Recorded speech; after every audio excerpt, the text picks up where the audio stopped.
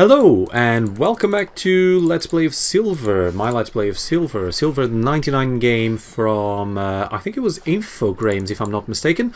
Last time, if you remember, what we had was a beginning of a story where we have a thirsty emperor called Silver going after our wives. So, you know, YouTube 2010, back again to it, Antoine Dodson, whatever his name was, hide your kids, hide your husbands, hide your wives, blah blah blah. That's the needed joke. That was the expected joke. I'm not going to make that joke anymore. I don't know what I'm rambling about, crying out loud. What I meant to say is, welcome to the second episode of Silver, and this time we're going to make our way to Haven, after what that elderly couple told us in the last episode. But in the meantime, in order to make our way to Haven, we have a few soldiers we need to deal with. You might ask, couldn't you go back home, or couldn't you find your way back home instead of coming this way? Well, you could, or maybe you couldn't, now that I think of it. They might even block your exit. You might not be able to go home, creating a linear path between here and where you need to go. So don't really quote me on that. What am I doing? Don't really quote me on that, but that might be the case. The good thing about not controlling your grandpa is that you don't need to worry about his health, because he will regenerate on his own. He I think, is a very Wolverine-esque... Oh, Jesus, that hurt. A very Wolverine-esque or Wolverine-esque type of character. Here is the market. You will eventually be able to speak to this person and this person. Oh, you can speak to him right now. Him. The fat trader. And he will sell you food. And the more food you find in the wild, the more you unlock and you can buy for gold pieces. I wouldn't really advise buying food, but we'll come to that when we'll have to. If I'm not mistaken, there is a route here eventually, but not right now. We're not allowed to go there right now, so we need to carry on forward. Oh, hello. I don't remember you being here. That's a bit weird. I can save, that's fine. I don't mind saving again, but that's a bit weird. I don't remember you being here. The version I'm playing is the GOG.com version, the goodoldgame.com. No, it's literally GOG.com. That I bought a few years ago, and I know it's been updated, so some differences. They were built by an ancient race to protect their city from evil. Yes. Legends say only the pure of heart may enter. Oh, Jesus. Well, I wouldn't be able to enter. There's only one way to find out if that's true. Come on, lad. If a wicked old man like me can get through, you'll have no problem. But what if my hatred for Silver betrays me? David, he's taken your wife. Your anger is justified. I hope you're right. See, I like this explanation. And I also like the fact that you can choose to fight or run away. Which in this case is best for you to run away, because I think they have infinite spawns. Also, you get this amazing cutscene. Wow, that's brutal. He must have known he would die. Yes, but the punishment for refusing an order would have been far less merciful.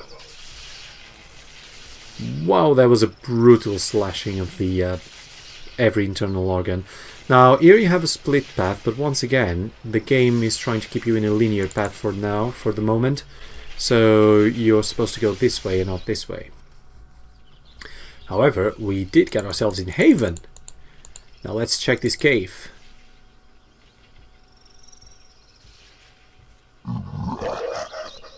Or maybe not, because apparently there's an animal inside. One foot back in there, not unless I can see if it's likely to get bitten off. Don't worry.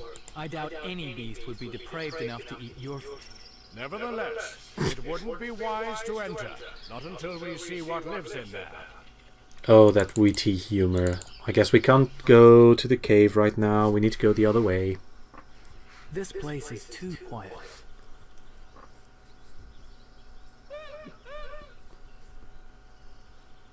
Did you hear that? First it's too quiet, now it's noises that worry you. It's probably just a couple of larks, nothing to worry about. Strange sounding larks. So I'm no authority on the call of that particular breed.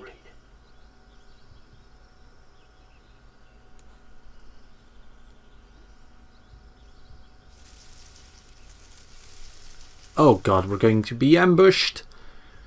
We're being ambushed. Come on, let's take him. I don't think that would be wise. We'd be slashed to pieces. You would do well Would we? to listen to the old man. Show yourself. Only a coward would hide behind his men. Would we be slashed to pieces? I think we dealt with more than 4 unshielded grunts. Especially without Fool armor. calls me a coward when my men surround him. Please, we're not here to fight. We need your help. You must forgive my grandson's somewhat impetuous introduction. He is eager and hot-headed, but no fool. And why should we help you?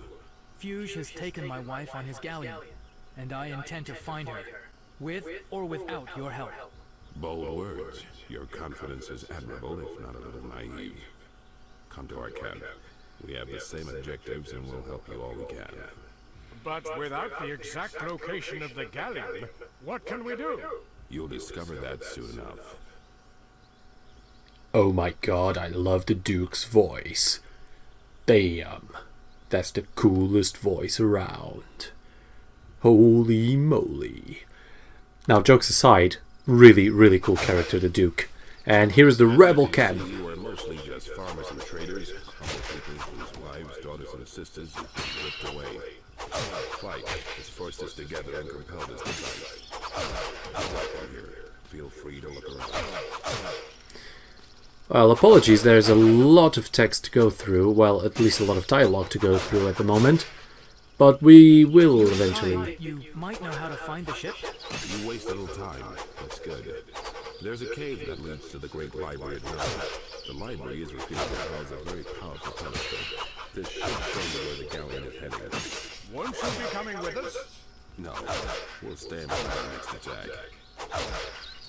Right, I was trying to say that there's a lot of dialogue in the beginning of the game, so please excuse me for that.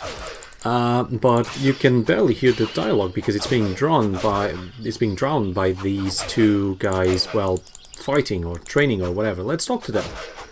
If you value your life, stand back.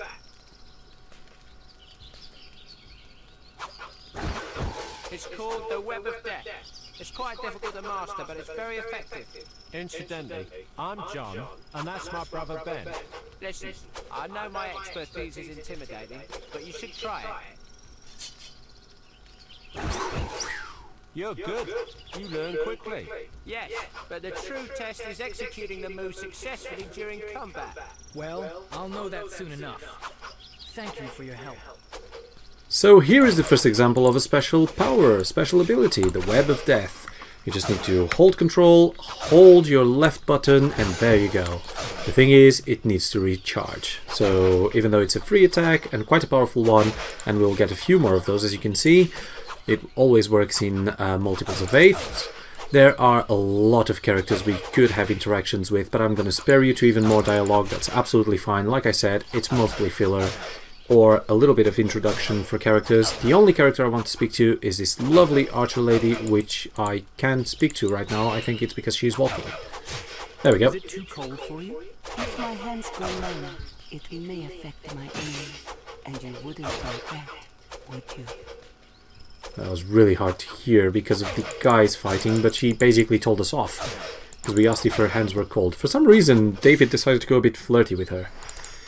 Anyway, we got ourselves the torch. I was meant to tell you that, but there was a torch on the floor, and we got it, and now we have it equipped, and we can finally go into the cave and check what that vile beast was actually.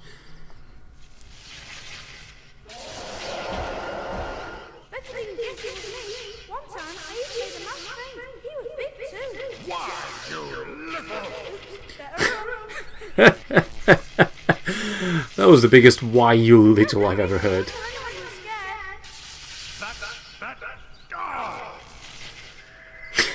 Why you little?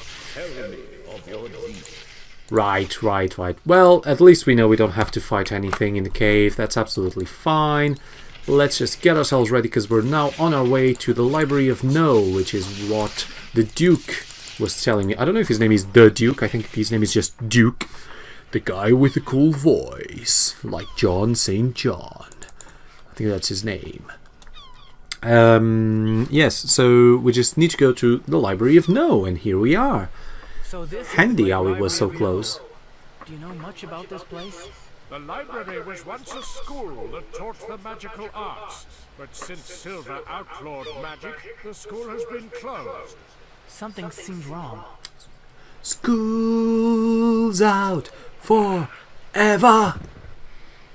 You know, the school has been closed. Or rather, what were they? They appeared to be some type of imp. They looked devilish. Beware. But they are small, insignificant against our swords. And if there are 100 more imps inside, I'll destroy them all. we'd better hurry then. Alright, so we, just like any good Dungeons and Dragons quest, we start with small enemies like imps or goblins or anything that's small and can be killed in a couple of slashes. I can't force the door open. Step aside. Oh, come on, Grandpa, you didn't even try. Let's do it ourselves. There we go. It was the power of the E. I must have stressed the lock when I forced the door myself. Yes, grandfather. Like I said, the beginning of the game is a bit dialogue heavy. It will eventually get better. Apologies if it's a bit boring, because I have to cut myself off a lot of times when I'm trying to have a, well, an actual train of thought, and then I lose myself in my train of thought. Help me! Right, let's help the professor. I didn't want to, but he forced me to, so let's help him. Now, imps! Very easy to kill. The problem is there's always loads of them. And there's variations of them that are really, really a pain to deal with. You'll see what I mean when we get to them. Hi, can you... David? David! David! What are you doing? Swipe backwards. There we go. Swipe right. I swear I swiped right and it went up for some reason. I need to get ready with things again. I need to get myself sorted with the controls again. How rude I must seem. Thank you for helping me with those creatures. How could I ever repay you? Well, Give me money. The Duke led us to believe that there is a telescope within the library. Oh, If I you wanted could money. help us locate it, we would be very grateful. Yes, of course. There is a telescope in the observatory that's right at the top of the library. Oh, but What? to Roma's the Diabolist is there. Well, I'm sure he'd help, but he can be quite uncivil. And unfortunately now isn't a good time. I'm afraid he's unwittingly opened a portal to another dimension, allowing those little imps you so efficiently disposed of to enter ours. He must close it before we're completely overrun. If necessary, we could help close the portal. As long as we locate Jennifer and the ship first. Please, just be careful. See, so here's our main objectives. We need to find that guy. Oh, this is our first key door. We don't have a key for it now, and we're not going to have a key for a long time. This is a magic door we can't go through without the help of the guy in the observatory where the telescope is. So our main objectives are find the telescope, so the observatory. I'll try to be of some use and run for help. Thank you, Professor. We need to find the guy that deals with the observatory. I don't remember his name. It's something on the lines of Theodore, but it's not really Theodore. And use that telescope to find the ship where our wife has been taken to. But also, we need to find a way to stop these imps. And while this yellow one just got away, we need to find a way to stop these imps by closing the gate to a different dimension, apparently. Because that's the thing in this game. Now, as you can see, a good strategy to deal with these imps is you take one side, your grandpa will take the other side. So whenever you can divide it between the two of you, it's much easier to deal with them. Like I said, they die in...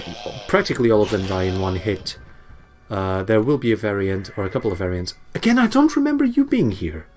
There will be a couple of variants that will take more than one hit to die, but basically... that's it. Just expect to be able to kill them in one hit.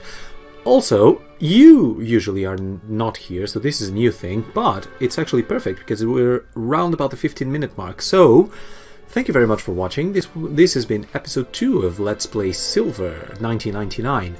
I will see you again tomorrow as we carry on just searching a bit more about this library and hopefully finding...